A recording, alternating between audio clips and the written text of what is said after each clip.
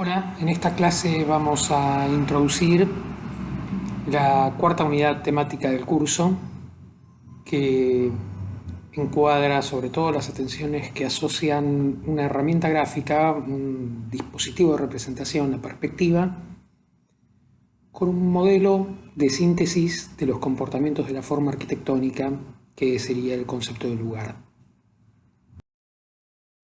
La perspectiva es un sistema de representación que comparte con los que hemos venido desarrollando hasta ahora la, la manera en la cual han sido sistematizados y ordenados a partir del umbral entre el siglo XIX y el siglo XX.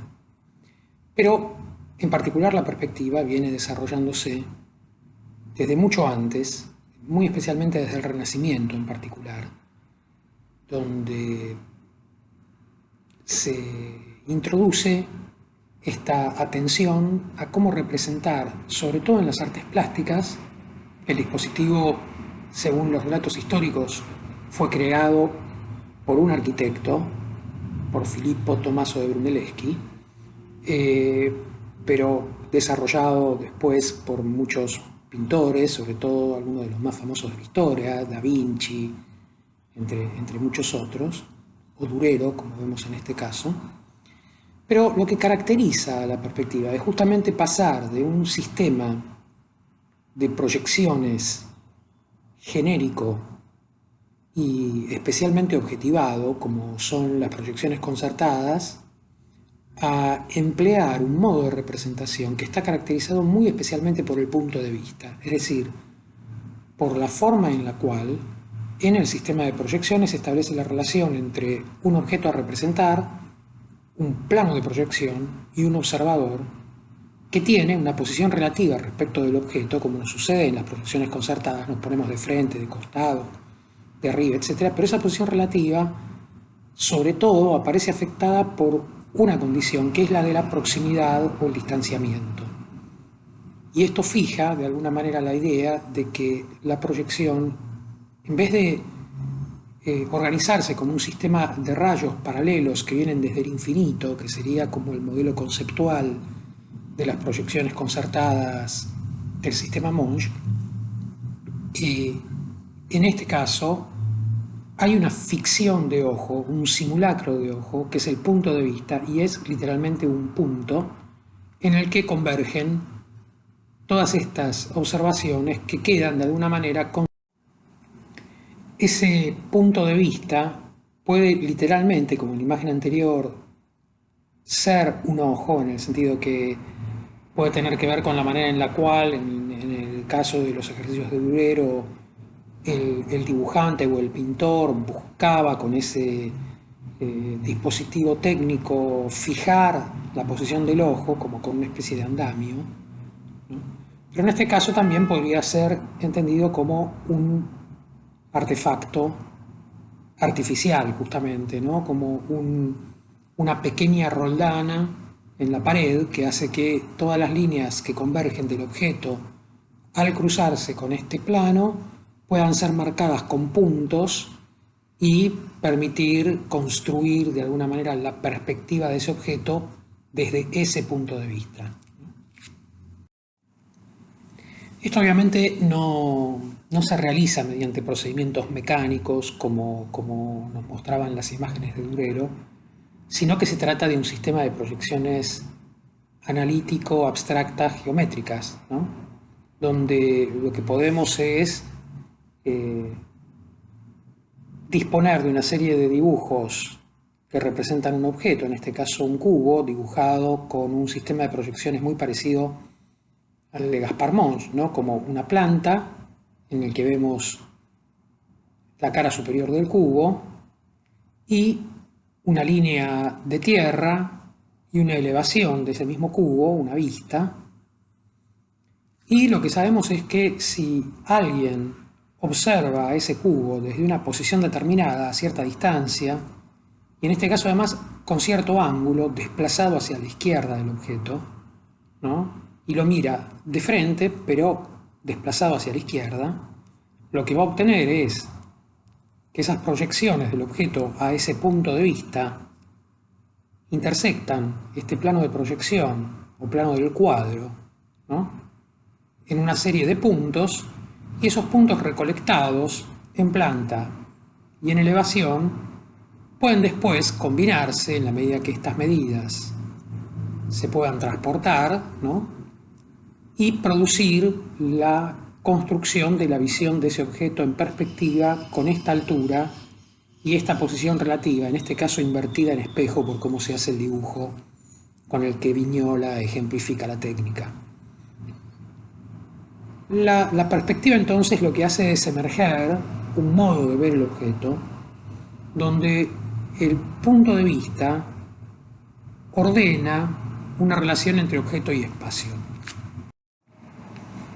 Y esto en general lo que determina es que se establezcan relaciones entre diferentes elementos representados y la percepción determinada desde una posición específica, ¿no?, un punto de vista. En este caso estamos viendo una galería de arcos a cierta altura, poniéndonos en el centro del espacio y mirándolo de frente. Y lo que aparece como problema es que justamente la perspectiva lo que nos permite es ver a través, perspectare en latín justamente contiene esta idea, ¿no?, como la idea de ver a través de cosas, ¿no? Justamente la idea de la perspectiva es ver a través de un marco, es producir una ventana, de algún modo, que es el plano de proyección que ordena la visualización del espacio. Pero además, en general, lo que suele pasar, y esto es un dato muy importante, es que lo que observamos no es una forma plana, y por lo tanto lo que empieza a suceder es que vemos cosas a través de cosas, y por lo tanto empieza a ordenarse la percepción del espacio como un problema de secuencia de planos, empezando por dos especialmente característicos, ¿no?, el primer plano y el fondo. Estas son algunas de las perspectivas más antiguas de las que disponemos, perspectivas desarrolladas por el método propuesto por Filippo Tommaso de Brunelleschi y desarrolladas justamente por sus discípulos. En este caso, la perspectiva que funda el uso de esta técnica hecha por Brunelleschi se perdió, y lo que tenemos son, de alguna manera, las prácticas posteriores a ese dibujo, desarrollada por aprendices, que como vemos justamente son prácticas vinculadas muy especialmente al problema de la representación de la arquitectura en el espacio, ¿no?, porque justamente la perspectiva lo que trata es de tematizar esta comprensión de la relación entre el espacio, la forma y el modo de mirar, ¿no?, es decir, la manera de fijar una observación, ¿no?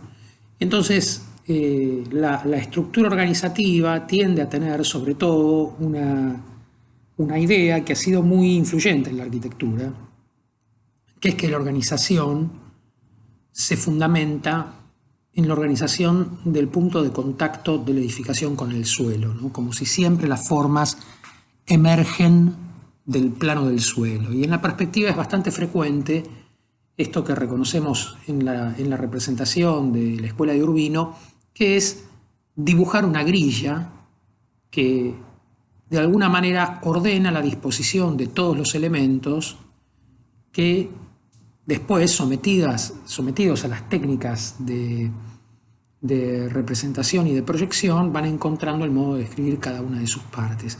Y esto nos permite entender que hay un primer plano, que es un área pública, en el que hay un par de pedestales o fuentes, hay un edificio que se convierte en el foco de la imagen, que parece más característico que los otros, hay costados, pero hay toda una serie de secuencias progresivas de frente a fondo, donde efectivamente el fondo se presenta como una fachada más o menos cerrada, ¿no?, más allá de que veamos la profundidad del cielo por encima, etc.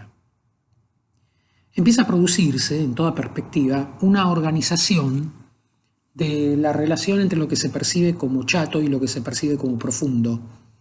Y esa organización es una organización visual, quiero decir, es una organización que pone algunas cosas chatas en los costados, profundas en los tramos intermedios y vuelve a poner un objeto en primer plano en el centro, es decir, empieza a producir una organización del espacio, por ejemplo en este caso en tres intervalos, ¿no?, bastante caracterizados, como este y este, chatos y puestos adelante, esta profundidad de campo que termina con los indicios del cierre del espacio público por allá atrás, y este edificio montado en una posición cerca del frente pero un poco recedida, como si ocupara casi como el centro de este espacio, ¿no?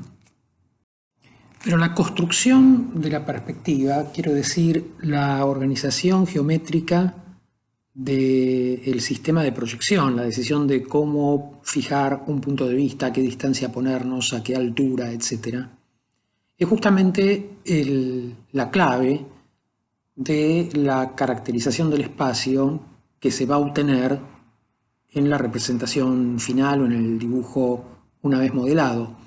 Podemos reconocer en esta pintura de Rafael, la Escuela de Atenas, como la decisión, ¿no?, de fijar una altura de observador que está 4 escalones por debajo de los personajes principales, en un espacio que es realmente muy alto, lo que consigue es que en más o menos la mitad de la altura de esta imagen encontremos lo que vamos a llamar la línea de horizonte, es decir, la altura de la vista del que observa, que es además el punto en el que convergen todas las líneas diagonales que determinan la profundidad. La línea de horizonte está determinada por la altura del observador. En este caso no es una altura normal, podríamos decir, porque si el observador es tan alto como los filósofos que aparecen representados, debiera estar justamente 4 escalones más abajo, a la altura más bien de las rodillas de estas personas. Sin embargo, está cerca de los ojos de ellos. Fíjense que, por ejemplo, este zócalo no está visto desde abajo, sino que esta línea se mantiene cercana al horizonte. Y lo que sí vemos claramente desde arriba es todo el piso, ¿no?, con toda esta estructura geométrica. Esto nos permite reconocer que hay como un segundo plano de personajes muy ocupado que corre de lado a lado y un primer plano de personajes que están más abajo y que por lo tanto no tapan a los que están más atrás. Detrás de todos los personajes lo que aparece es una arquitectura especialmente llamativa. Como les decía, la mayoría de estos pintores eran además arquitectos, ¿no? Leonardo da Vinci, Rafael, Miguel Ángel, pero además el propio Brunelleschi, que desarrolla esta técnica de perspectiva, era un arquitecto que justamente se especializaba además en desarrollar investigaciones gráficas aplicables a la pintura. Entonces, en el caso de Rafael, esta representación lo que hace es no solo presentar una historia que tiene que ver con poner en valor todos los filósofos que han determinado el saber de la filosofía clásica y ponerlos en este mural en el Vaticano, sino proyectar una escena. Y cuando digo proyectar, digo imaginar un edificio que es un proyecto del propio Rafael, que surge de su idea de cómo escenificar este diálogo entre todos los filósofos de la historia clásica antigua occidental.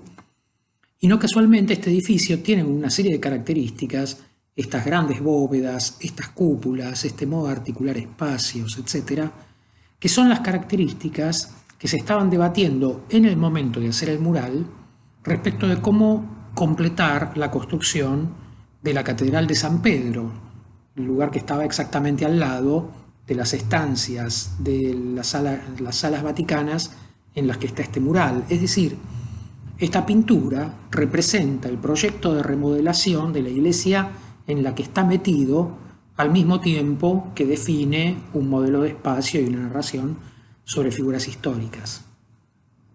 Lo que quiero decir es que una imagen pictórica que parece ser simplemente una narrativa, una exaltación del pensamiento filosófico occidental, etc., para quien produce la perspectiva, es además un ensayo arquitectónico.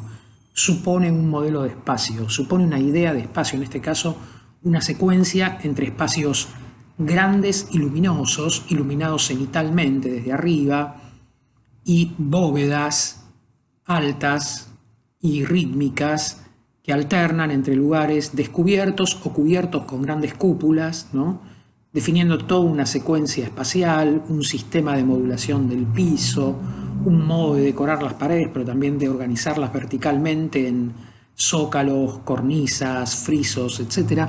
Es decir, eso tiende además a producir una sensación de cualidad del espacio emergente que fija, por ejemplo, en este caso, toda una sensibilidad hacia la escala vertical, hacia la relación entre la profundidad de campo y la extensión horizontal del espacio, ¿no? Y de alguna manera esta secuencia entre espacios anchos, angostos, anchos, angostos, anchos, angostos, ¿no?, en una secuencia de planos, en el sentido de cantidad de veces que se cambia el tratamiento de la profundidad del espacio, que justamente es lo que le da sentido a esto como una investigación completa y convierte a este mural en un mural muy importante para la historia de las artes visuales, no solamente por cómo representa a Aristóteles o a Sócrates, etc. Y esto tiene que ver justamente con cómo se constituye un andamiaje geométrico para establecer esta representación, ¿no? Cómo se fija, como decíamos, la posición de observador en el centro, pero además a qué altura, cómo conseguir que esto permita que la imagen pueda ser leída como una imagen organizada, ¿no? Una imagen que tiene centro vertical, centro horizontal, que fija una posición de la línea de horizonte en determinada posición estratégica de la imagen, que trata de establecer una relación proporcional entre lo que está del horizonte hacia abajo y lo que está del horizonte hacia arriba, que explica de alguna manera, incluso simbólicamente, ¿no?, como el mundo terrenal, el mundo de los hombres, tratando de interpretar el cosmos, estamos en el Vaticano, tengan presente esto, y el mundo celestial, el mundo en el que Dios ya sabe cómo es todo, mientras nosotros nos rompemos la cabeza por acá abajo. Digo, todo, la lógica organizativa de la imagen, la lógica organizativa del espacio y la construcción de la perspectiva como dispositivo geométrico son reflexivos, son maneras en las cuales pensar sobre las cualidades del espacio y en arquitectura muy particularmente sobre las cualidades del proyecto.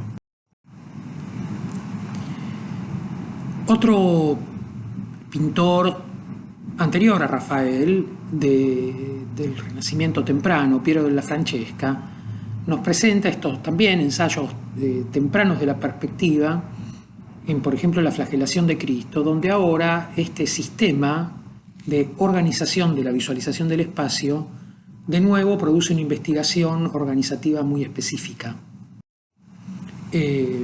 Fíjense que en este caso tenemos una línea de horizonte muy baja, el observador está muy bajo, eso permite reconocer mucho la profundidad del espacio a partir del modo en el cual al bajar empiezan a volverse muy visibles todas estas estructuras rítmicas de vigas y cielos rasos en la cubierta de la parte techada de la imagen. La imagen aparece ordenada casi como en dos partes, ¿no? Un primer plano a la derecha ocupado por tres personajes y un segundo, tercer plano a la izquierda ocupado por más personajes, pero donde fundamentalmente tres parecen estar ordenando una escena casi paralela, ¿no? Una está descubierta, la otra cubierta. La construcción de este espacio está hecha en términos rigurosamente arquitectónicos, de hecho hay varios ejercicios que lo que hacen es, desde la imagen, recomponer la planta del edificio que estaba proyectando Piero della Francesca al construir esta escena, ¿no? Acá vemos esta tensión entre lados de la imagen y esto motiva justamente una organización que empieza a explicar, por ejemplo, en este caso, que el cuadro contiene dos tiempos, ¿no? Un tiempo del presente de la imagen, estos personajes que no sabemos quiénes son, que están en una ciudad renacentista italiana y están vestidos como personas de la época, del 1400 y pico, como se vestiría Piero della Francesca, y están conversando. Del otro lado de la imagen es como si hubiera un salto temporal, fuéramos a la antigüedad, al momento en el cual Cristo es flagelado por los soldados romanos, previo a su crucifixión. Entonces, lo que se produce es una idea de un espacio que pone en tensión dos cualidades. En este caso son como dos escenas temporales distintas en un mismo espacio ficticio, que es el del cuadro, ¿no? Pero que empieza a permitirnos entender que la perspectiva no solo es un mecanismo que al fijar el punto de vista en un ojo unifica la imagen, sino que la imagen está siempre organizada y puede, por ejemplo, ordenarse a partir de este tipo de tensiones que, como ya algunos han visto, Thomas Schumacher tematiza como el problema de la organización en la imagen de la relación entre espacio chato y espacio profundo. Hay toda una serie de lógicas que hacen a la construcción de la imagen del cuadro y a la construcción de la propia forma de la perspectiva y que le dan sentido al cuadro como tal, a la pregunta respecto de qué relación guarda esta historia del pasado con el presente, etc. Y esto nos permite seguir insistiendo en que la construcción de la perspectiva, la decisión del punto de vista, de cómo ver un espacio, es fundamental para fijar en ese modo de mirar un modo de reorganizar la comprensión del espacio. Por eso proponíamos que esta unidad temática aparezca encuadrada en la relación entre dos ideas, la idea de perspectiva como instrumento de investigación gráfico, como herramienta de modelización del espacio, y la idea de lugar como concepto emergente del ejercicio que vamos a abordar en este intervalo, ¿no? Como manera de conceptualizar la forma. El lugar se distingue del espacio porque fundamentalmente aparece determinado por su discontinuidad, ¿no? O sea, si el espacio es un concepto físico que está caracterizado fundamentalmente por su infinitud, ¿no? Y por su continuidad, y en todo caso hemos hecho ya una serie de ejercicios que tratan de interrogar al problema de cómo se delimita un espacio, ¿no? En el sentido de cómo los límites materiales del espacio, estos ejercicios de delimitación que hemos investigado a través de las secciones, permiten reconocer cómo se separa una parte del espacio de otra parte del espacio, ¿no? La investigación sobre el lugar lo que va a tratar es de entender cómo se produce una diferencia cualitativa dentro del espacio, que sin embargo no opera necesariamente por la separación, quiero decir, por la delimitación en términos del cierre, sino que el lugar aparece determinado más bien por la lógica de las transiciones, por la lógica de los intercambios, ¿no? El lugar y umbral son dos categorías que van juntas, las dos muy intensamente descriptas y reforzadas y lanzadas a la teoría de la arquitectura por el arquitecto holandés Aldo van Eyck, que insistió mucho en que el lugar es el modo en el cual el hombre se hace una imagen del espacio y el umbral es la manera en la cual se establecen las relaciones entre lugares. Es la manera en la cual pasamos fundamentalmente, ¿no?, de el lugar de lo común al lugar de lo íntimo, de la ciudad a la casa, de la vida familiar a la habitación propia. Es decir, El umbral es el dispositivo de transición que regula la relación entre lugares. En esta perspectiva de Antonello da Messina, también un cuadro, el de San Jerónimo en su estudio, aparecen algunas ideas, ¿no? O sea, de nuevo, aparece reforzada esta idea de la perspectiva como ver a través. Hay un primer plano, que es el plano de un muro, entendemos que es el muro exterior de un edificio. Hay un umbral, técnicamente umbral en arquitectura es la pieza de piso que produce la transición entre interior y exterior.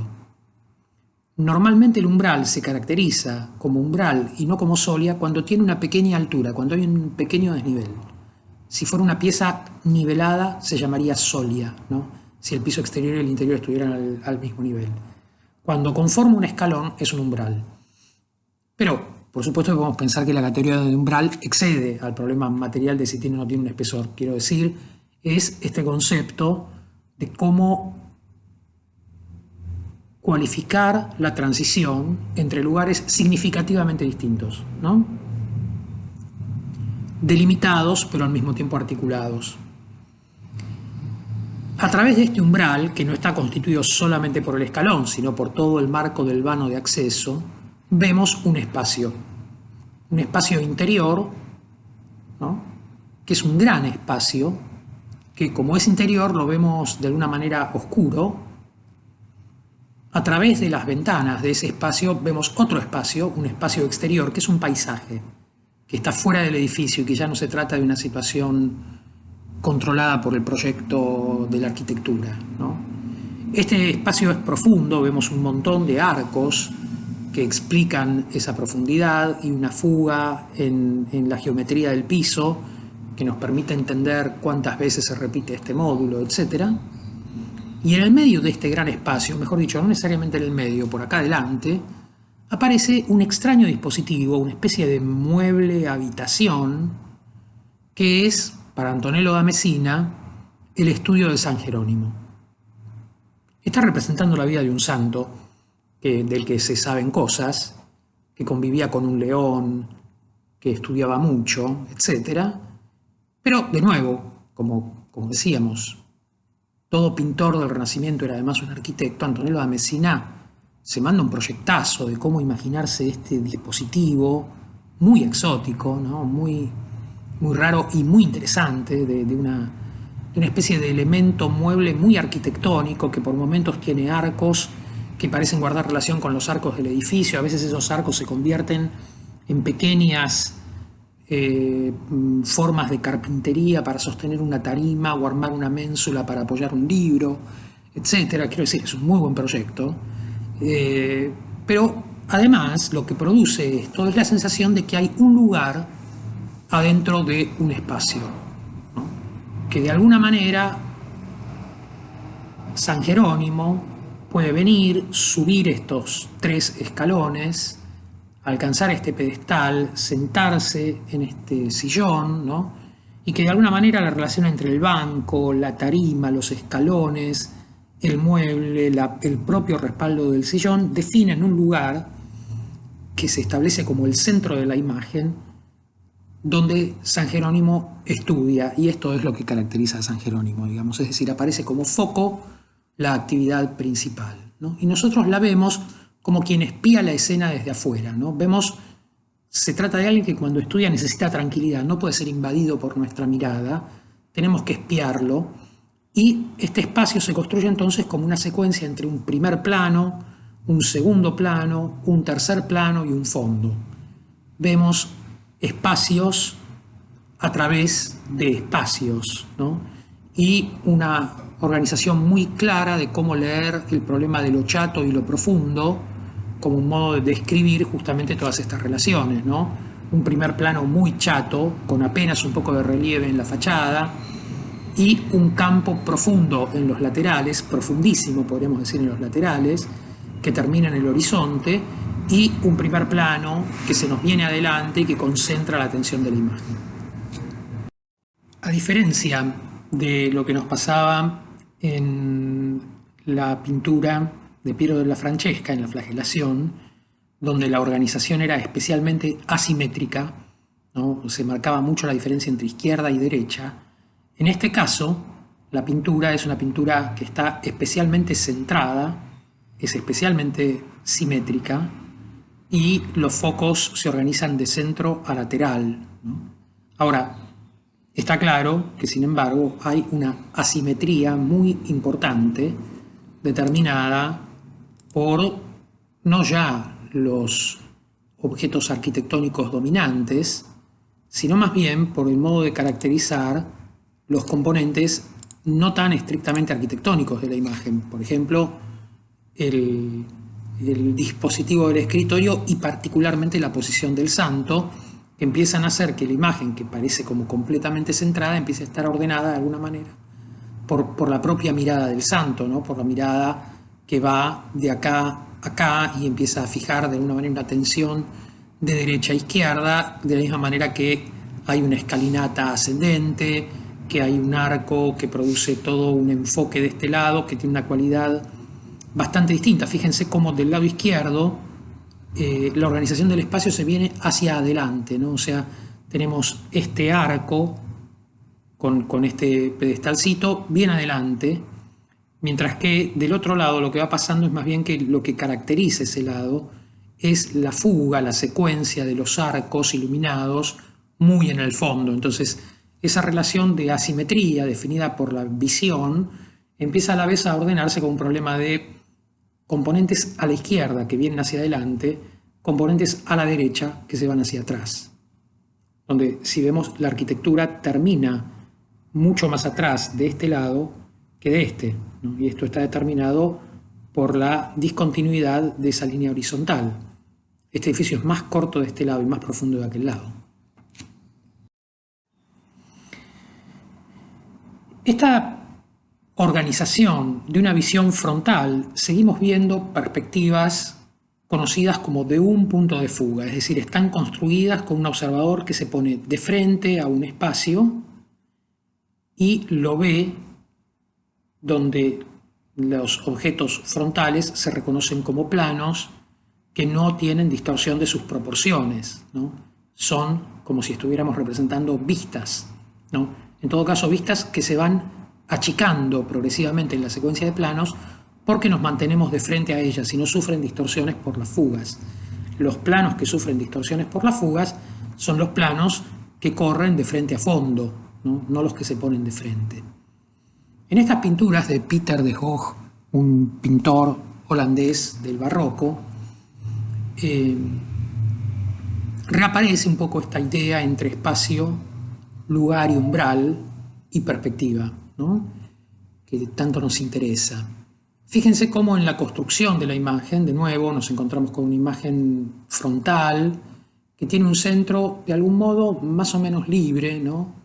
Que está caracterizado porque hay una ventana que está un poquito desplazada a la izquierda, pero a través de esa ventana vemos otra ventana que está en el tercer plano de la imagen, que es una ventana que separa interior y exterior, a través del cual vemos la luz de la calle, y esa sí determina un foco que funciona un poco a modo de centro del cuadro, ¿no?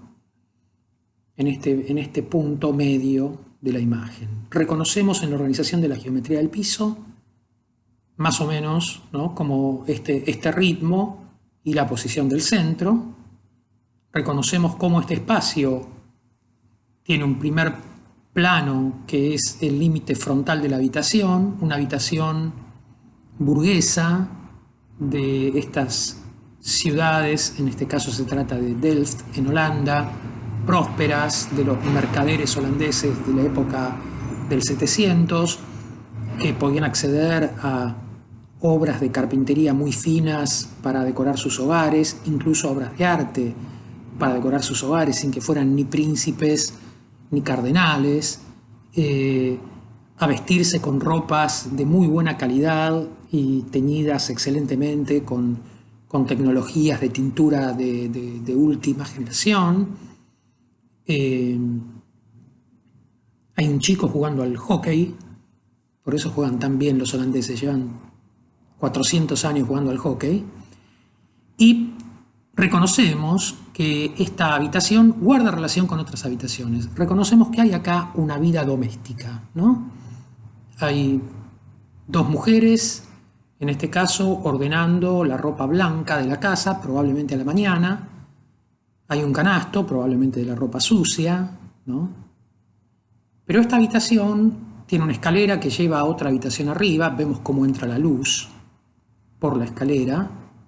Desde esta habitación se ve otra habitación. Hay un segundo plano definido por esta fachada, este límite de la habitación con un vano que permite ver otra habitación. Hay un primer umbral acá. Esta habitación es una habitación más pública, está puesta en relación directa con la calle. Y tiene una puerta rara, fíjense, una puerta cancel que tiene dos partes, una parte superior y una inferior, que están a medio abrir. Desde esa puerta vemos la calle. De hecho, entiendo que no es la calle, es el canal. Estamos en Delft, hay canales en las calles, y la fachada del edificio de enfrente, ¿no? Es decir, en una única imagen empezamos a ver una secuencia de espacios que está ordenada, a pesar de ser una visión frontal, por el modo en el cual del lado derecho se encadenan una serie de vanos que permiten ver el exterior en diagonal, ¿no? Porque se va produciendo un desfasaje en la posición de los vanos que, si estuvieran perfectamente alineados, probablemente se bloquearía un poco más la vista de esa fuga. La forma en la que esa fuga, si yo estoy parado en el centro, se vuelva tan visible es que estas puertas se vayan desplazando a la derecha sucesivamente para permitirme ver ese espacio. Si de Hoogh fuera el arquitecto que proyectó la casa, hubiera decidido hacer eso para que cuando uno está sentado acá pueda ver lo que tuviera ganas en ese encadenamiento de imágenes. Esta organización de espacios chatos y profundos como manera de describir la relación entre la vida doméstica y la vida social o urbana es el tema de las pinturas de Hoogh, que describen de un modo especialmente interesante estas formas de habitar en Holanda en el barroco, ¿no? Cómo se ordena la habitación, que aparece claramente definida por el sistema de geometría de repetición de los pavimentos, la disposición de la puerta en relación a las ventanas. Entendemos perfectamente la geometría y la proporción de las ventanas, cómo hay un tramo bajo de la ventana a guillotina que coincide con el dintel de la puerta, y acá hay como unas piezas de madera más robustas que definen estos elementos. Después hay unas vidrieras, ¿no? unos sistemas de vidrios repartidos que son un poco independientes de eso, hechos con elementos más finos y que producen un poco toda esta forma de transparencia que nos permite ver que entre esta habitación y ese frente que vemos ahí hay un espacio abierto. ¿Será un patio de la casa? ¿Será una calle angosta urbana?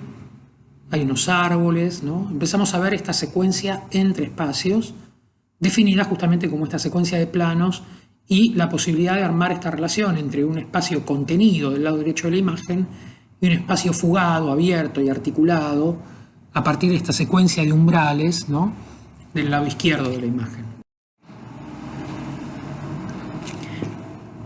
Como en esta imagen, de nuevo, dividida desde el centro en un lugar a la izquierda, un espacio especialmente interior que contiene además otro espacio, ¿no? Un nicho dentro de la habitación que contiene una cama que aparece limitada por una cortina. Es decir, el lugar de dormir es como un nicho dentro de otro salón que aparece definido por un lugar bien cerrado, bien oscuro, que se cierra además con una cortina pesada, ¿no? Y la habitación, que no es un dormitorio, es una habitación de usos múltiples que contiene un lugar de dormir, en este caso está siendo usada para algunas actividades domésticas que se comparten con el perro. Volvemos a entender todos estos problemas organizativos, cómo se dispone la ventana en la fachada lateral, cómo se dispone la puerta, cómo se organizan los cuadros en relación a los vanos, cómo es la secuencia entre el espacio en el que estamos y el siguiente, que tiene otros materiales, que parece preparado para un tipo de mantenimiento un poco más rústico. Estos pisos son aparentemente de mármoles blancos y negros, aquellos parecen de cerámicas más económicas.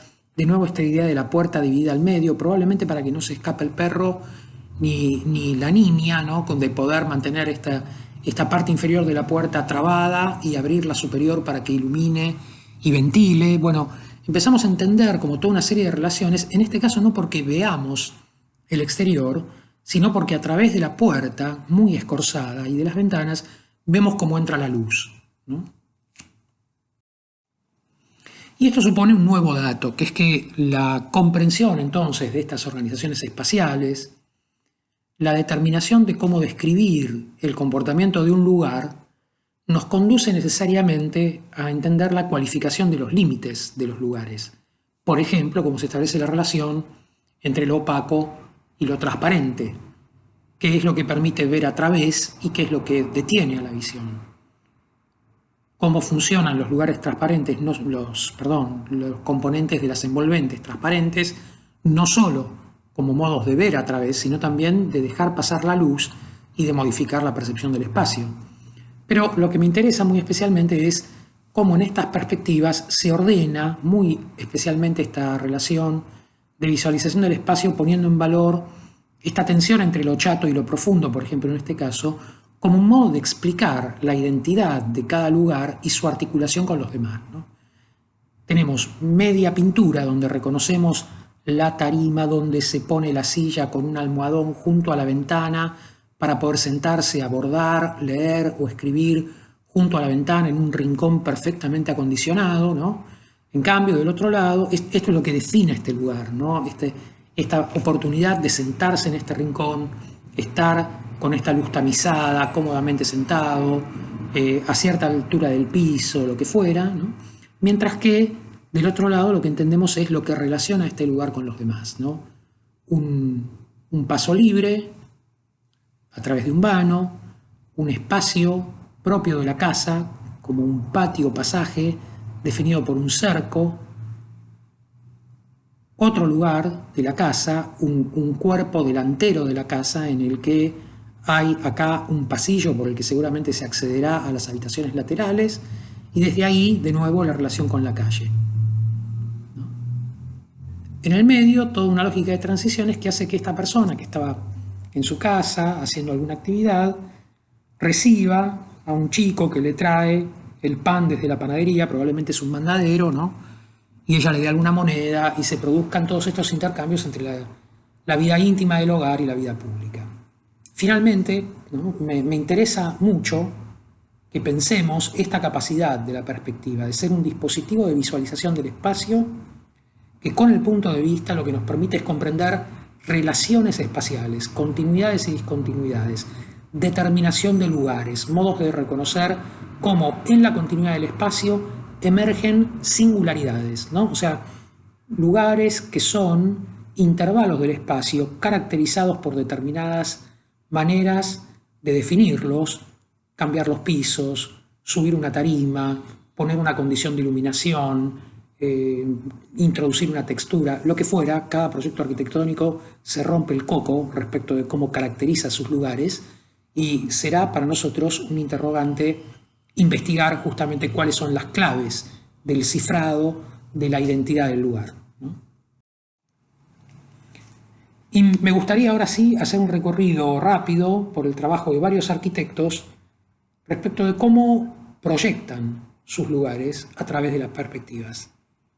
Empecemos por Carl Schinkel y algunas perspectivas del bueno de Schinkel, de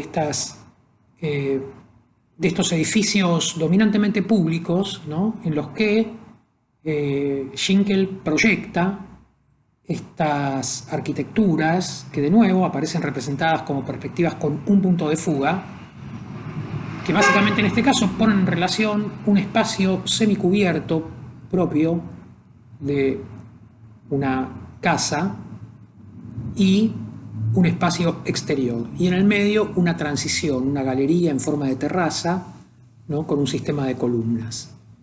Podemos reconocer que esto está ordenado como si se tratara de una perspectiva del Renacimiento, con un sistema regular de ritmos, con elementos clásicos, columnas, muros almohadillados, módulos de piso, etc. El dibujo es muy lindo porque nos pone en primer plano estos sillones, la jarra con el agua, esa vasija, nos permite imaginarnos la situación, ¿no?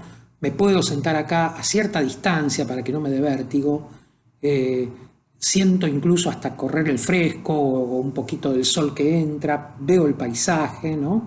Tengo como una muy clara comprensión de cómo esto se ordena desde adelante hasta atrás, cómo veo a través de este lugar otro lugar, cuáles son las características organizativas de todos estos espacios, etc.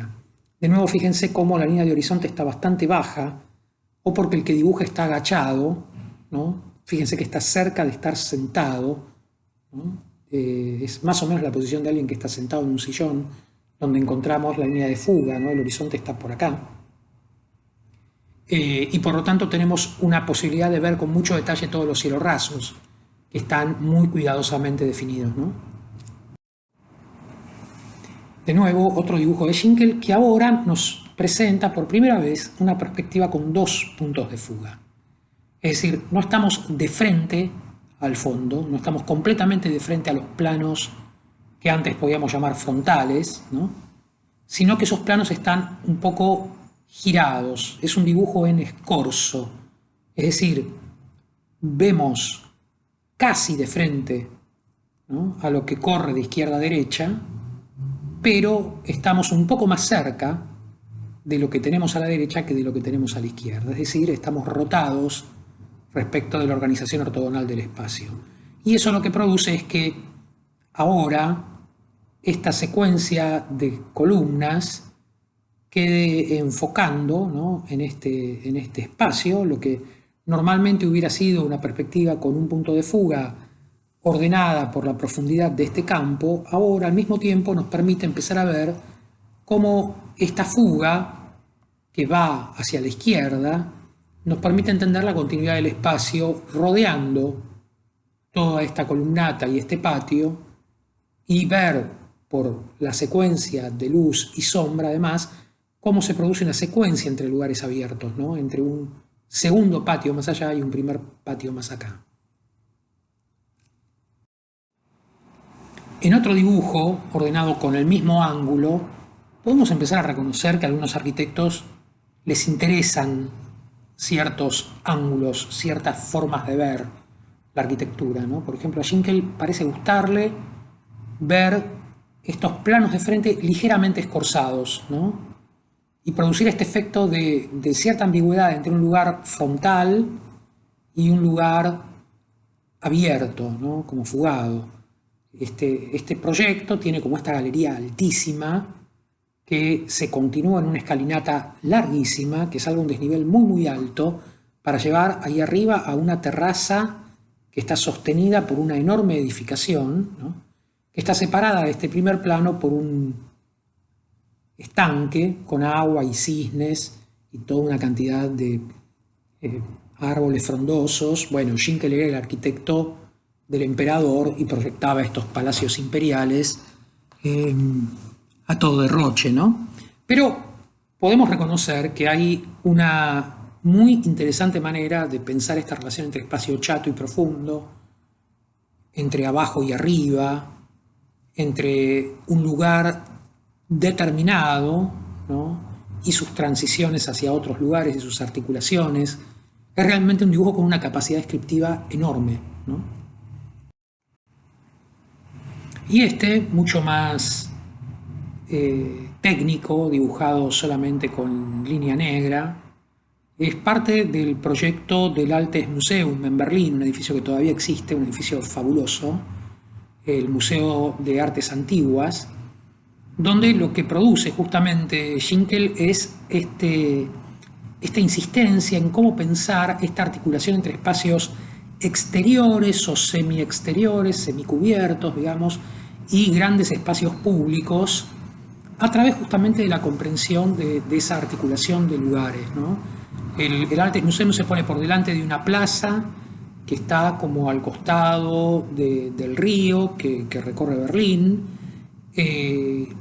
Esa plaza termina en una larguísima columnata que define como la galería de acceso al museo un nivel más abajo, y en determinado momento esa columnata tiene por detrás un fondo abierto, donde se produce esta terraza en el primer piso, desde la cual bajamos por estas escalinatas para llegar abajo. Es decir, se produce toda una relación entre espacios públicos altos, profundos, la plaza, este espacio deviene una terraza donde el rellano de la escalera es prácticamente un mirador de todo este gran espacio público, y todo esto aparece descrito en una perspectiva de 2 puntos de fuga, que lo que pone en valor no es la visión frontal de este espacio, sino más bien la visión diagonal, es decir, el modo en el cual justamente desde determinado lugar lo que empezamos a ver es la huella del río en esta secuencia de plazas que se producen en Berlín, que proyecta de hecho Schinkel. Schinkel está proyectando justamente como el encadenamiento de espacios públicos a lo largo del río en el corredor que, si no recuerdo mal, se llama Unter den Linden o algo así, discúlpenme, mi alemán es horroroso. Pero lo que sucede acá es básicamente la oportunidad de ver al mismo tiempo la lógica del edificio y su relación con la plaza de enfrente, comprender esa frontalidad, pero verla desde una diagonal para entender que de costado hay una relación además con un río que corre y que produce un gran espacio abierto, porque de hecho justamente los edificios se retiran del borde del río y se produce una perspectiva muy amplia de un gran espacio urbano, además arbolado y con agua, que aunque no veamos el río, lo entendemos por el efecto que produce. Si ahora hiciéramos un recorrido por el modo en el cual Frank Lloyd Wright desarrolla el uso de la perspectiva, podríamos reconocer que también, como a Schinkel, yo diría mucho más que a Schinkel incluso, le interesa muy especialmente el uso de las perspectivas con 2 puntos de fuga. Y el modo en el que Wright nos va a presentar sus arquitecturas está siempre dominado por este gran despliegue de horizontales, ¿no? Es decir, la manera en la cual hay como unas líneas que corren a lo ancho del dibujo, ¿no? Y que fijan de alguna manera una organización del espacio entre el piso y el techo. El techo es un objeto muy complejo, muy plegado, ¿no? Lleno de operaciones muy sofisticadas. Ese techo aparece contenido de alguna manera por una cornisa y a la vez hay un suelo también muy compuesto y proyectado con una serie de alfombras decoradas, con motivos que tienen que ver con las propias guardas decorativas de las paredes. Esas alfombras tienen unas guardas que construyen de alguna manera la delimitación del suelo. Entre el suelo y la cornisa aparece un espacio chato que nos envuelve, ¿no? En los 2 puntos de fuga tienen una arista de convergencia por allá atrás, pero es tan abierta la perspectiva y tan chato el espacio que pareciera que casi conforman una especie de cinta continua que nos contiene sin que se produzca demasiado énfasis en el cambio de plano, en la arista, sino que más bien lo que vemos es toda una secuencia de transparencias a través de ventanas horizontales que ponen en relación el interior con unos espacios exteriores, unas arboledas, que aparecen interrumpidas por la chimenea, pero esa interrupción no se vuelve central en la imagen. Lo que se vuelve de alguna manera foco de atención es cómo hay una diagonal que tiene una fuga abierta, y por lo tanto cómo este espacio se percibe, ¿no?, contenido por algunos paneles en un lado, la chimenea por otro, esta especie de sándwich que nos proponen el piso y el techo, pero se mantiene en esta banda horizontal especialmente abierto al paisaje, ¿no? Y reconoceremos cómo, incluso en algunos proyectos que no se perciben como tan explícitamente transparentes, aunque efectivamente nos van permitiendo ver espacios a través de espacios, por sistemas de nichos, por tabiques bajos que permiten ver por encima cómo las cubiertas siguen y llegan hasta una ventana que está ahí atrás y que tiene algún nivel de transparencia a través de esta otra, etc. Quiero decir, no se trata de un único espacio perfectamente delimitado, sino que se trata de la comprensión, como nos pasaba con las pinturas de De Hoogh, de cómo en un espacio integrado se van definiendo lugares, ¿no? Como un lugar acá de comer, con este cielo raso caracterizado, con estos pilares que de alguna manera definen este espacio de transición, con una mesa que ordena ese lugar, muy altamente caracterizada por las carpinterías de sus sillones, sillas y tabla de comer y muebles de apoyo. Pero lo que reconocemos es de nuevo que esto se ordena con una perspectiva de dos puntos de fuga, donde esta arista es la arista de encuentro de las longitudinales y las transversales, pero de nuevo eso parece leerse como si se tratara como de una línea continua, ¿no? Donde no se nos presenta el choque entre planos, sino más bien la continuidad entre planos, y como de nuevo estas líneas horizontales en el espacio, diagonales en la perspectiva, conforman, ¿no?, como estas grandes continuidades y esta lectura de un espacio como un espacio envuelto, ¿no?, por la visualización, leído en diagonal.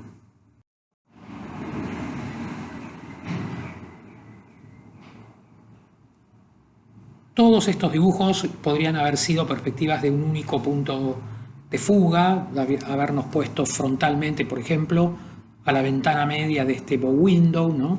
Sin embargo, Wright elige siempre que nosotros podamos ver sobre todo la manera en la cual estas líneas, ¿no?, van conformando unas especies de arcos espaciales que contienen al espacio y al mismo tiempo lo proyectan hacia su fuga al exterior, el modo de ver la relación entre este espacio contenido y su relación con el paisaje. Incluso cuando las perspectivas parecen ser más frontales, todavía son perspectivas de dos puntos de fuga. Fíjense que parece que estamos de frente al plano del altar del Templo de la Unidad, ¿no? Pero justamente lo que le interesa a Wright es permitirnos una percepción de un espacio más integrado, menos contenido, que justamente fuga, ¿no?, como tal, donde vemos cómo el techo se proyecta a través de la transparencia de las ventanas altas como alero en el exterior, donde vemos cómo el lugar del altar tiene una serie de escalones y formas de meterse, ir pasando hacia atrás, hacia el costado, etcétera, ¿no? Y esto lo reconocemos, entre otras cosas, porque las que podrían ser paralelas no lo son, ¿no? Fíjense cómo muy moderadamente todas estas líneas que corren de izquierda a derecha en realidad están fugando hacia la derecha y no se mantienen completamente paralelas al encuadre ortogonal que sí está definido por el marco del dibujo en lápiz, ¿no?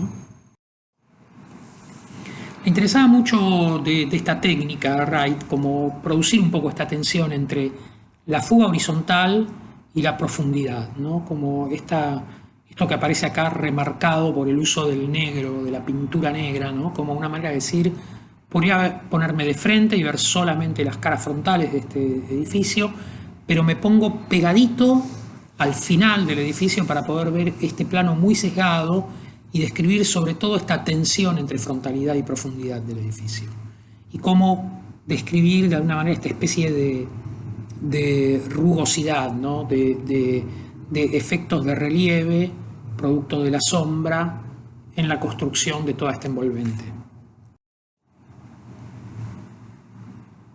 Incluso cuando decide para el mismo dibujo, mejor dicho, para el mismo edificio, producir un nuevo dibujo, poniendo en valor sobre todo la lectura de esta articulación entre dos partes, se pone de frente, no ve los escorzos laterales del volumen, podría estar cerca de producir una perspectiva frontal y sin embargo hay una fuga hacia la izquierda y una intención de reforzar esta dinámica de horizontalidad, ¿no?, de fuga de lado a lado de las líneas, un poco con este dominio, digamos, de la visión de la multiplicación del horizonte que tanto le interesaba a Wright, ¿no? Como si la organización del espacio tuviera que ver con leer cómo todos estos planos de techo, cornisas, zócalos y alféizares, ¿no?, van ordenando, ¿no?, como una estratificación de elementos arquitectónicos que son los que de alguna manera materializan la caracterización del edificio.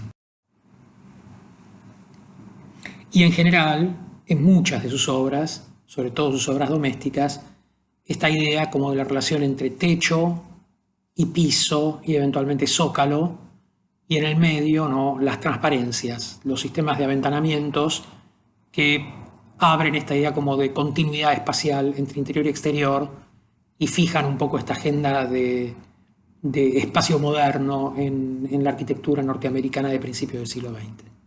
Fíjense cómo además Wright elige poner el punto de vista en una posición tal que encontramos la máxima profundidad posible en la vista, ¿no? O sea, estamos de frente al primer plano, que está ligeramente escorzado de nuevo, pero tenemos como una posición relativa, no nos pusimos acá o acá, sino que nos pusimos acá para poder encontrar esta calle profunda por la que entran los vehículos, van hasta el fondo. Entendemos que la casa se trata de una casa con toda una serie de dependencias grandes, hay una articulación de espacios que si solo nos hubiéramos parado en alguna de estas posiciones no hubiéramos comprendido.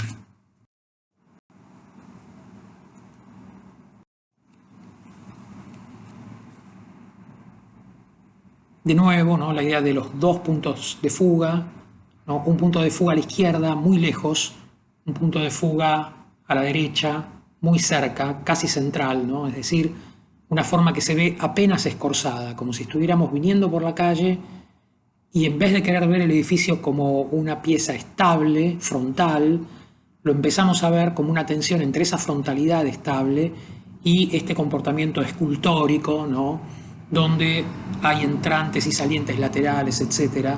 Lo que en el artículo de Colin Rose se presentaba como esta tensión, ¿no?, entre frontalidad y contraposto, es decir, entre la visión de la fachada como un plano que fija de alguna manera la presencia del edificio y el modelado de la forma como volumen más o menos escultórico, quiero decir, con entrantes, salientes, cambios de posición en los laterales, ¿no? Y por lo tanto esta tendencia a introducir una curiosidad respecto de cómo recorrer perimetralmente el edificio, cómo comprender ahora esta cualidad de todo el perímetro del edificio y no concentrarnos exclusivamente en una visión frontal. Por otro lado, hay un trabajo siempre muy atento a la posición de la altura, ¿no?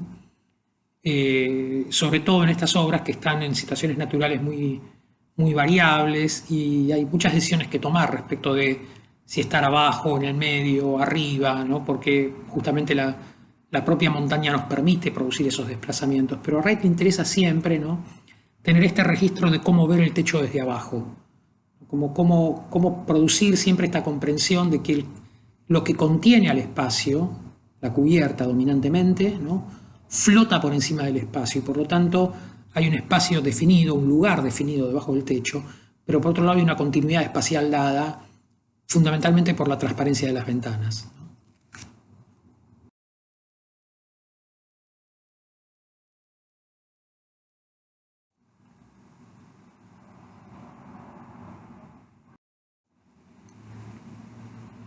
Fíjense cuánto interés hay en ponerse bajo muchas veces para poder ver esta relación entre zócalo y los espacios transparentes de la casa como terrazas puestos en relación con el paisaje, ¿no?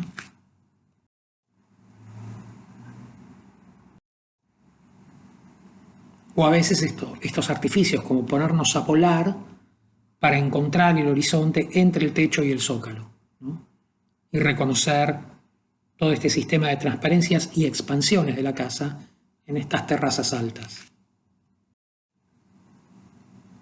A veces hay muchos dibujos distintos y en cada uno se investigan posiciones relativas cualitativamente distintas. ¿Qué pasa si me pongo cerca de la casa y la miro muy desde abajo?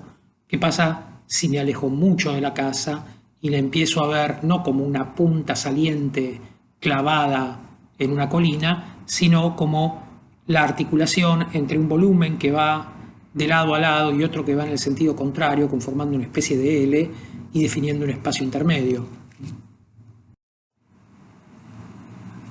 En el caso de la casa de la cascada, la conocida como Falling Water, podemos ver cómo hay algunos dibujos que están desde el punto inferior del agua, ¿no?, una vez que la cascada ya descargó el agua y estamos en la parte inferior del arroyo y vemos a la casa completamente desde abajo, como si se tratara de toda una serie de planos suspendidos. Por momentos la perspectiva cambia, subimos, estamos mirándola casi desde el mismo ángulo, pero más arriba. Todavía no vemos la parte superior de la cascada, que es esta, ¿no? Pero sí podemos ver que entre estos planos se definen espacios profundos, que aparecen incluso, ¿no?, como definidos un poco por esa oscuridad, ¿no?, por esa interioridad. Obviamente vemos que estas ventanas se abren y que puede haber una relación muy íntima entre los interiores y los exteriores. Pero incluso podemos subir más, manteniendo más o menos el mismo punto de vista, y empezar a comprender un poco más cómo se produce ese sistema de expansiones entre el interior de la casa y la relación con el lago, ¿no? Y, mejor dicho, con el arroyo y la cascada. Cómo hay una terraza que corre de lado a lado, donde las carpinterías llegan al frente y expanden para un lado o para el otro, mientras que arriba el volumen cerrado se recede y toda la expansión es frontal y vuela por encima de la otra expansión. Es decir, esta terraza pasa por encima del área cubierta y deja libres los dos laterales descubiertos que operan como expansiones en el otro sentido. Y como arriba hay una nueva planta de uso que tiene una terraza que expande de nuevo en aquel sentido y también indirectamente conforma un anclaje estructural de este otro lado. Es decir, cómo se van produciendo relaciones entre no solo las organizaciones de arriba a abajo y de izquierda a derecha, sino también de frente a fondo, y cómo ir encontrando ángulos que nos permitan comprender mejor esas relaciones de profundidad que en las visiones más bajas se volvían muy enigmáticas, ¿no? Fíjense que en ese sentido la posición del observador conserva siempre, ¿no?, como la misma posición relativa desde el punto de vista del ángulo. Es decir, siempre los tres dibujos que produce Wright, la planta está rotada respecto del cuadro en el mismo ángulo. Sin embargo, lo que cambia es la altura desde la cual la miramos, ¿no? En el esquema amarillo, lo que aparece es la posición de la línea de horizonte de esta perspectiva, ¿no?, y el punto a partir del cual podríamos trazar estas fugas en el vértice del balcón. Hay un rango de altura donde de la línea de horizonte a ese punto bajamos todo este rango. En este caso, ¿no?, la línea de horizonte empieza a estar abajo. Para la imagen central, en el anaranjado, ¿no?, esta es la altura de la línea de horizonte y esta es la altura que tenemos respecto de la línea de horizonte. Fíjense que es una altura parecida.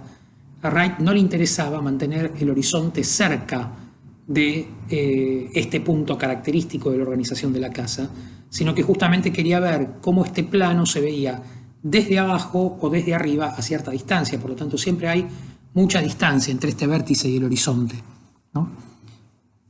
Y de hecho hay una pequeña variación entre esta perspectiva y esta, que es que mientras en una la altura es esta, en la otra la altura es esta, es un poco mayor, ¿no? Pero como vemos, esa pequeña diferencia sirve para volver mucho más comprensible cómo se organizan estos espacios entre estas dos bandas o placas horizontales, ¿no? Repasemos un par de arquitectos más que podrían ayudarnos a pensar en las productividades del uso de la perspectiva. Ludwig Mies van der Rohe va a interesarse ahora en un uso muy diferente de la perspectiva, si bien comparte con Wright el privilegio de haber sido un arquitecto que con su forma de dibujar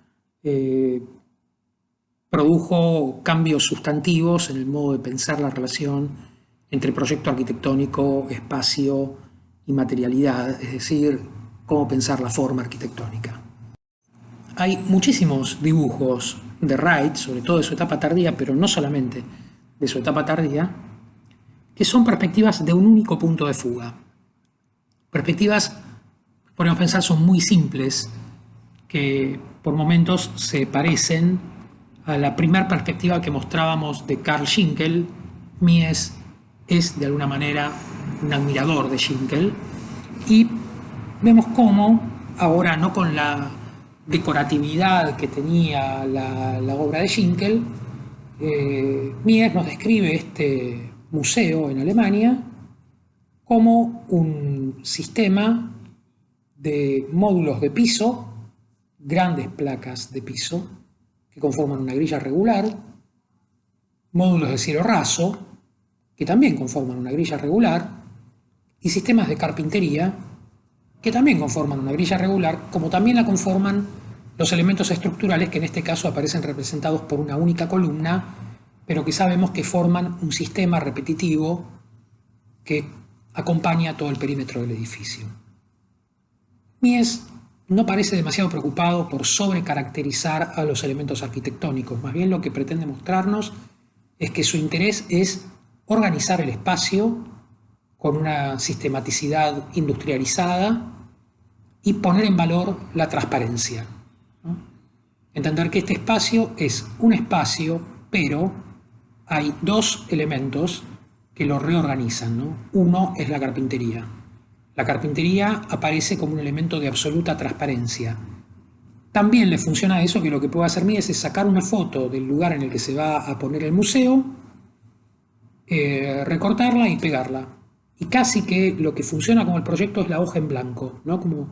Como si todo el fin del proyecto fuera construir un espacio muy neutro que permita ver el paisaje, ¿no? Que permita contener el paisaje y definir un lugar para ver el paisaje.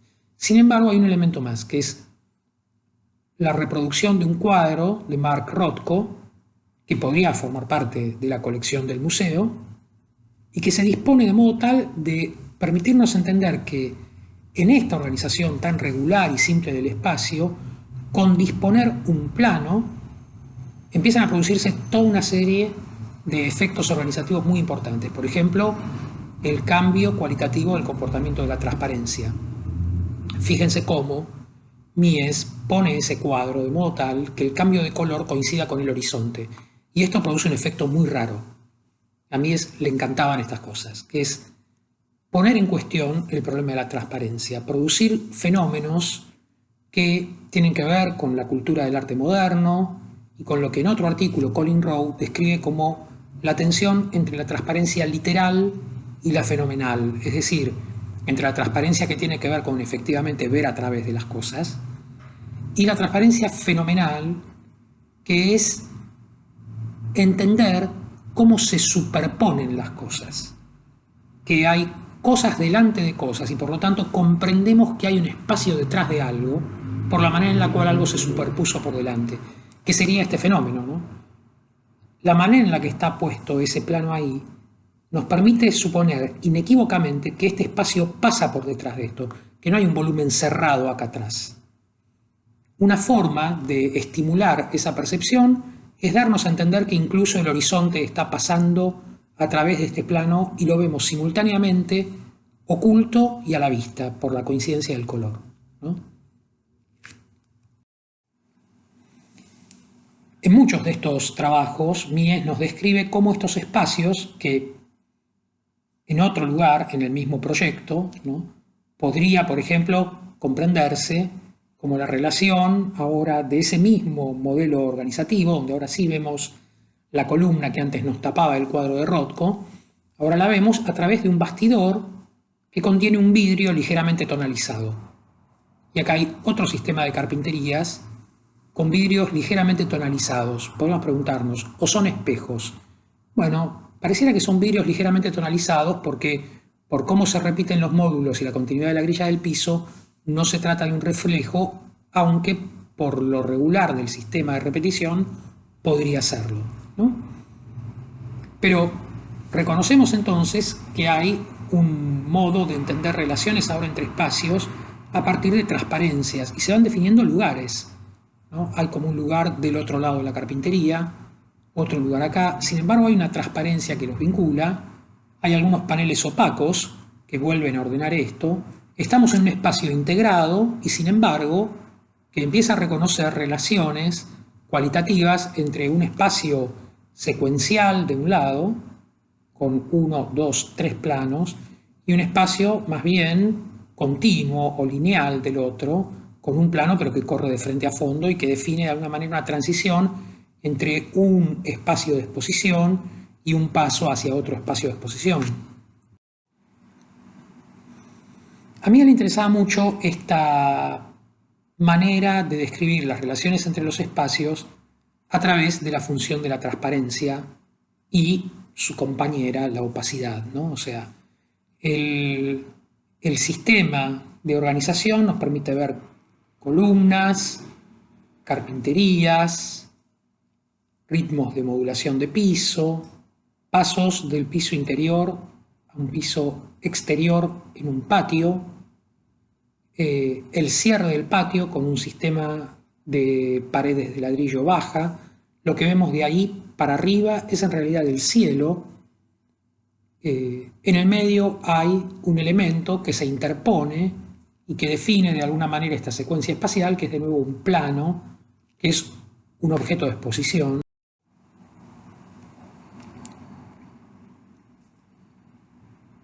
A veces puede aparecer la idea de producir de nuevo un indicio que explique que eso era un cielo, por ejemplo con un collage, ¿no? Poniendo un poco de una foto de exterior para que se entienda que acá se terminó el alero y que a partir de acá hay un techo.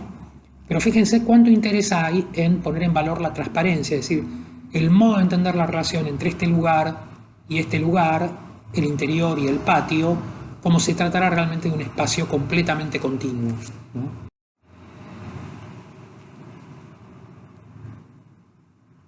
Por momentos son dibujos tan sintéticos que podemos pensar que se vuelven un poco confusos. Esto es el borde inferior de la losa, ese es el espesor de la losa, este es el cielo visto en un patio descubierto, esta es la carpintería que rodea al patio, esta es la continuidad del techo en el interior, se trata de un interior metido, un patio interior metido en un espacio interior. Pero a veces incluso, y esto creo que es muy interesante, el propio Mies experimenta con estas formas de perspectiva en las cuales ya no dibuja ni la grilla del piso, ni la grilla del cielo raso, sino que lo único que dibuja son los planos opacos que definen estas presencias en el espacio, ¿no? Un recorte de una chapita de madera, como si se tratara de un mueble bajo que separa probablemente un lugar de cocinar o de guardado de un lugar de estar. Un panel tratado como un mural, es en realidad el recorte de una reproducción de una pintura de Paul Klee, y una foto de un paisaje puesta donde va justo detrás de donde va la carpintería, como si realmente fuera la presencia del paisaje en el exterior. Esto que parece una manera muy económica de producir el dibujo de un proyecto, es a la vez un desafío al concepto de espacio, ¿no? Es pensar que hay algo de la idea del espacio arquitectónico donde podríamos pensar que se produce un diálogo entre arte y paisaje, entre materiales, ¿no? Materiales neutros y materiales muy caracterizados, pero que fundamentalmente de lo que se trata es de cómo entender al espacio como una percepción de imágenes, ¿no? Donde toda la presencia material se vuelve casi como un andamiaje virtual, como una pura geometría que sostiene esta vista del espacio, esta vista del mundo, esta vista del paisaje y el arte, ¿no?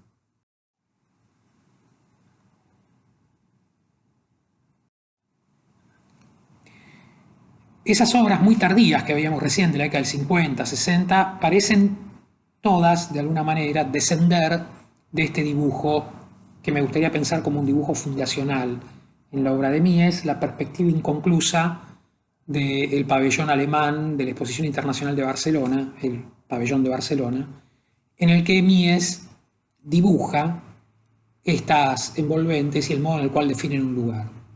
Vemos una pared de mármol que corre como último plano, pasa a una carpintería, sale a un patio exterior y lo rodea, ¿no? Acá quiebra y empieza a venir para adelante.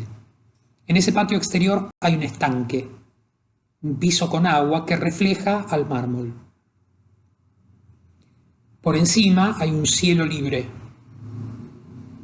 que mete luz, que produce toda esta transparencia y que además refuerza los efectos del reflejo por iluminarlo. La línea de borde de piso junto al estanque y de borde de techo coinciden. Vemos la sombra del alero a través de la carpintería, que aparece dibujada simplemente como la manera de no pintar todos los efectos cromáticos y texturales definidos por la transparencia entre el interior y el patio.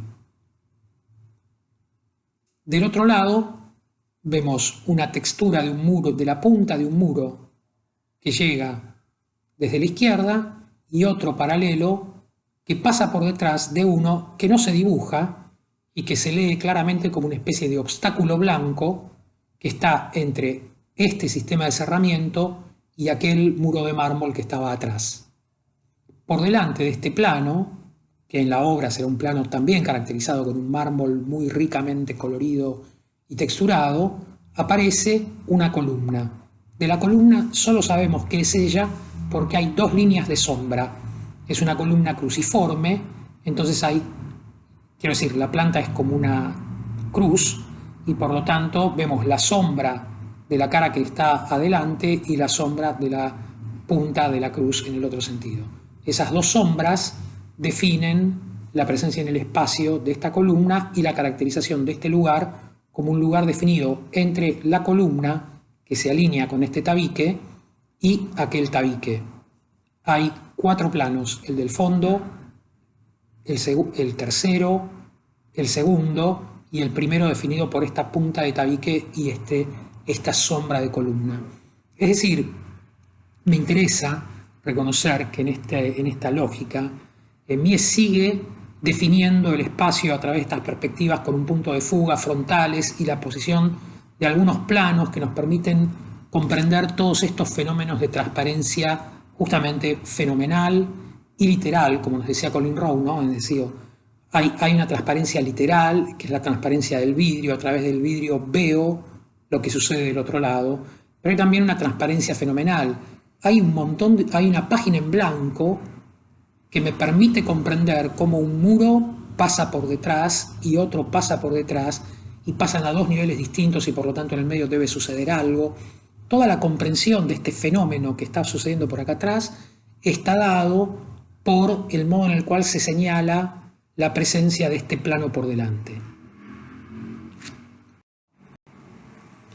Si ahora tratamos de interrogar un poco qué productividad encontró Le Corbusier en el uso de la perspectiva, me gustaría detenerme en un par de ideas. Una es esta idea, podríamos decir, antagónica a la de Wright.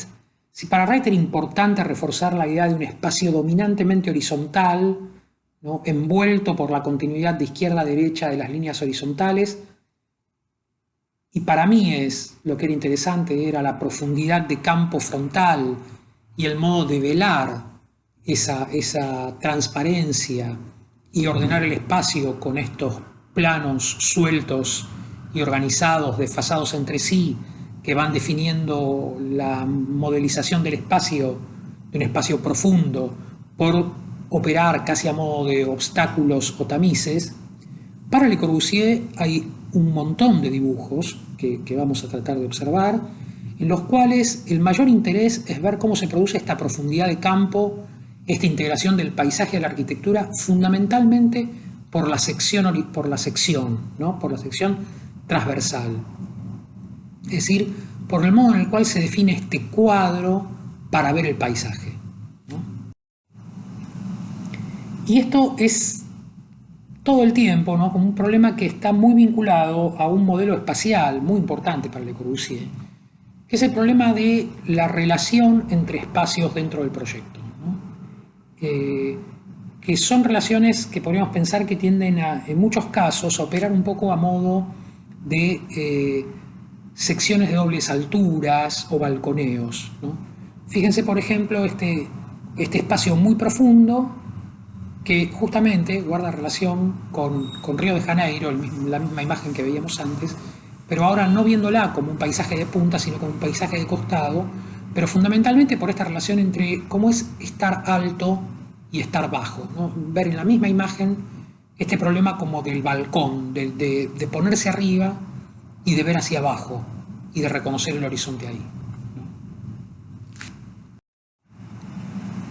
Pero este problema es un problema que a la vez ordena de un modo muy interesante estas asimetrías espaciales que le interesaban tanto a Le Corbusier y que, como dice Thomas Schumacher, parecían guardar relación con el interés de Le Corbusier en aquella pintura de Piero de la Francesca de la flagelación de Cristo. Es decir, cómo pensar esta imagen como una imagen de dos campos verticales, ¿no? Como un lado, a la izquierda, doble altura, completamente asociado a la profundidad de campo, ¿no? Y una gran transparencia final en doble altura, es decir, una gran transparencia, no una chata transparencia como la que nos proponía Wright, ampliamente extendida, ¿no? A Wright le interesaba que esta fuera una transparencia muy extensa, un largo horizonte, ¿no?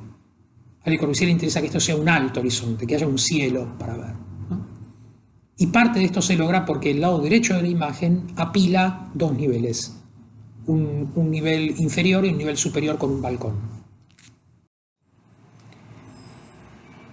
Podemos ver muchos proyectos de Le Corbusier en los que la perspectiva se construye poniendo al observador en el lado de la doble altura, poniendo foco en esa visualización del paisaje que es a la vez horizontal porque pasa por debajo del balcón, pero que es también especialmente vertical porque tiene este gran dominio del cielo por efecto de la doble altura, las columnas altas, etc. Y un balcón del otro lado con alguien haciendo alguna actividad ahí arriba, ¿no?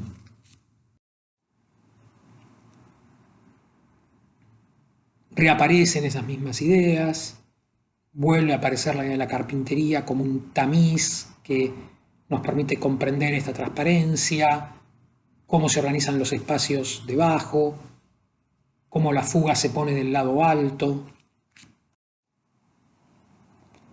cómo excepcionalmente en algunos casos, por cómo son las proporciones del lugar, la imagen se pone del lado bajo porque la doble altura está en un tramo angosto del espacio, ¿no? Pero volvemos a ver estas tensiones entre espacio dividido de alguna manera en dos campos, ¿no? Y por supuesto también hay trabajos muy diferentes, como por ejemplo estas perspectivas para el Palacio de los Soviets, donde lo que desaparece por completo es la idea de la ortogonalidad, la frontalidad, ¿no? Y quizá encontramos algunas de las curiosidades de Wright, ¿no? Este problema del horizonte corriendo de lado a lado, muy abierto, pero en este caso además con una perspectiva de dos puntos de fuga sobre un edificio que tiene el piso completamente plegado, porque este es el piso horizontal, se convierte en una rampa que baja, se convierte a la vez en una rampa que sube para cada lado, con lo cual perdemos la idea de la horizontalidad, estamos en un espacio completamente ondulado y lo que recompone la comprensión del espacio es fundamentalmente la idea de su continuidad, ¿no? Estos dibujos para el proyecto del Palacio de los Soviets son realmente interesantes porque nos muestran a la perspectiva como un dibujo que desafía la capacidad de describir el espacio, ¿no? Le Corbusier está llevando adelante verdaderos experimentos de qué tan complejos, articulados y continuos pueden volverse los espacios arquitectónicos y considera que la perspectiva es la mejor herramienta para tratar de encontrar el modo de investigar y describir estas muy sofisticadas continuidades y discontinuidades que se van produciendo entre todas estas envolventes que comprimen, expanden, levantan, hunden al espacio, ¿no?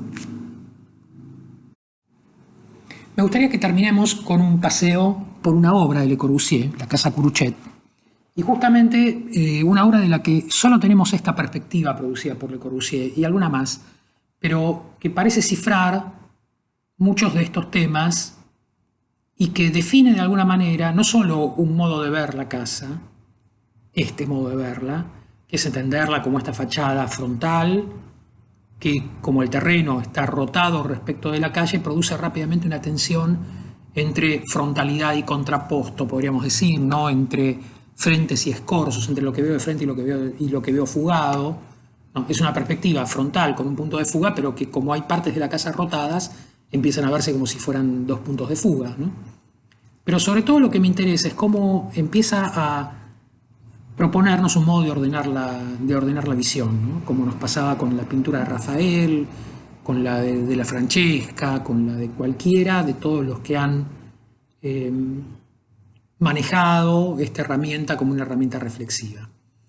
Vemos un primer plano, pero ese primer plano es como un tamiz, ¿no? A través del cual vemos por encima y por debajo espacios profundos que se desplazan especialmente de derecha a izquierda por justamente el modo en el cual el terreno está ordenado, ¿no? Entonces empieza a haber una rampa que sube hacia allá, que va a buscar aquel volumen que se ve por allá. Hay un espacio definido ahí como una fuga entre ese volumen que se desprende de la medianera, esta medianera alta, y el cielo que se mete como en una hondonada por debajo de este alero, ¿no? Y busca el centro de la imagen.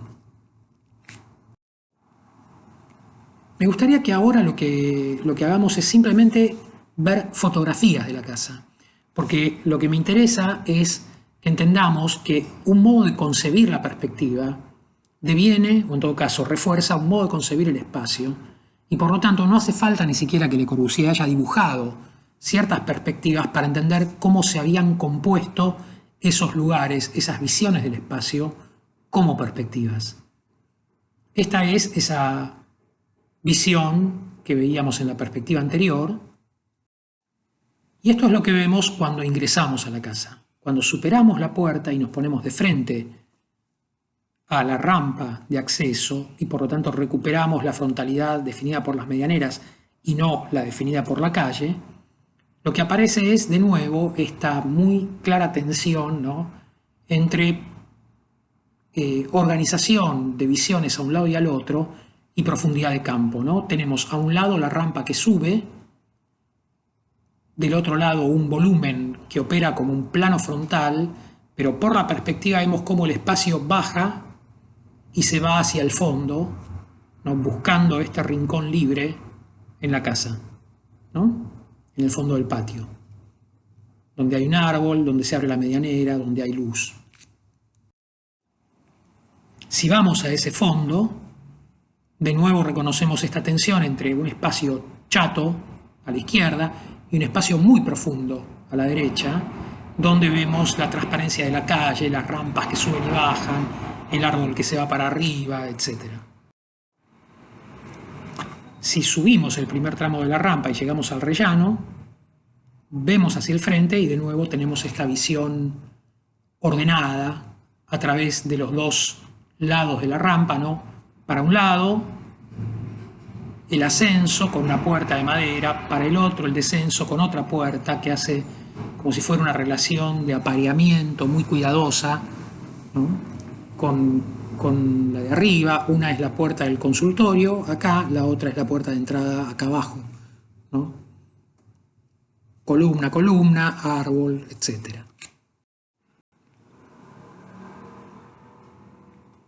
Podemos reconocer cómo esta puerta opera igual que esta, como esos planos que nos proponía Mies van der Rohe, ¿no?, como elementos sueltos que definen relaciones entre transparencias, en este caso entre aire y en este caso entre carpinterías transparentes. Y estos planos operan, ¿no?, como verdaderas superposiciones. Entendemos la transparencia de lo que está por detrás y ese plano puesto por delante, ¿no?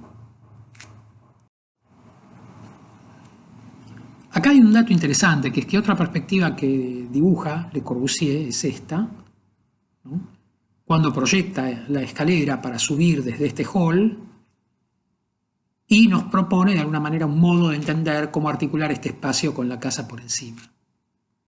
Cuando Amancio Williams toma la dirección de obra de la Casa Curuchet, le propone a Le Corbusier modificar la solución de la escalera final. Y insiste fundamentalmente le manda una carta con este dibujo en el que le dice que este tabique no debiera ser opaco, porque lo que es importante es recomponer la visualización del fondo, del plano del fondo de la casa, cuando uno viene moviéndose por esta rampa y aproximándose, tal como lo venía pensando Le Corbusier.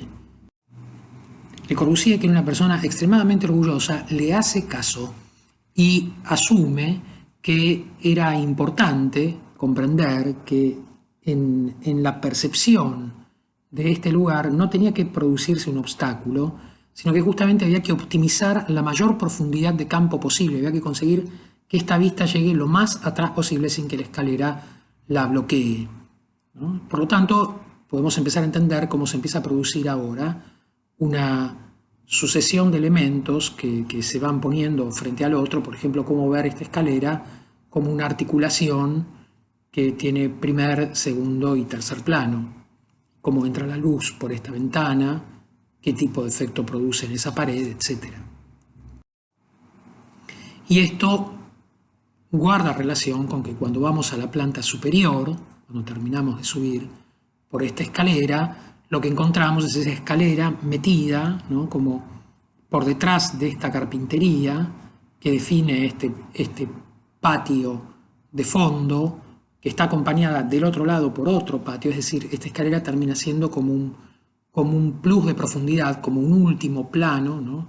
Fíjense qué interesante que es el efecto de la luz en esa pared, el efecto del tabique de hormigón de la escalera suspendida contra ese fondo, cómo se produce toda esta profundidad del espacio, que de nuevo, como le gustaba a Le Corbusier, empieza a estar dividido en dos campos, ¿no? Ven acá arriba como hay una presencia de una doble altura, una banda baja, que es la que sigue hasta el fondo, la profunda, y una banda alta, que es la que termina un poco antes y aparece definida por este mueble plegado de madera y la carpintería que da al patiecito. Si retrocedemos desde ese mismo lugar y salimos a la terraza y seguimos mirando ese lugar, reencontramos ahora toda esta hipótesis organizativa del espacio que tanto le gusta a Le Corbusier, de cómo pensar la continuidad de este espacio horizontal acá adelante, pero al mismo tiempo cómo definir esta doble altura acá con toda esa profundidad de campo, ¿no? Y eso es la vista en el sentido inverso, que, como recordarán, guarda relación con muchas de esas perspectivas que ya hemos visto, ¿no?, de cómo pensar esta tensión entre un espacio lateral, donde está el árbol, donde está el techo bajo, ¿no? O sea, todo lo que de algún modo caracteriza el lado izquierdo de la imagen en planta, ¿no? Tenemos el patio con el árbol, la situación de techo bajo, etc. Y del otro lado, pegado a la medianera, todo este lugar muy alto, donde aparece esta especie de techito suelto que define el espacio de la terraza y que en principio introduce algunas diagonales que parecen guardar relación con la diagonal del fondo definida por la forma de la parcela del terreno, ¿no? Esta relación entre ideas redundantes, modelos de espacio, modos de dibujar, modos de investigar el espacio, y cómo además cada proyecto, como en el caso de la Casa Cruchet, cifra, quiero decir, reúne de manera única, completamente singular, ideas que podrían ser muy redundantes en el caso de determinado autor, es lo que hace que sea tan interesante estudiar los proyectos, porque los proyectos justamente pueden apoyarse en un montón de ideas generales, pero la manera en la cual se produce toda esta relación de espacios, toda esta definición de lugares, toda esta caracterización de la relación entre la casa y la ciudad, la casa y el paisaje que aporta el árbol, la relación con las medianeras, con su programa, etc., es única en la Casa Cruchet, de la misma manera que es completamente consistente con todo el trabajo de la obra integral de Le Corbusier. Bueno, ahora la pregunta vuelve sobre nosotros y nos interroga respecto de cómo volver a mirar el caso de estudio, cómo interrogarlo para tratar de entender cómo se definen los lugares, cómo emplear a la perspectiva como un modo de interrogar la emergencia de estas singularidades espaciales, de qué modo se determinan un poco estas lógicas de cierre y apertura de los espacios, y cómo encontrar puntos de vista que nos permitan entender cómo se relacionan los espacios a partir de activar esta idea de ver a través, de cómo vamos a ver cosas a través de cosas, empezando por imaginar un dibujo que pueda partir de una sección, ¿no? Y que desde la sección podamos tratar de comprender la profundidad del espacio y la lógica de su organización. Bueno, vamos a trabajar.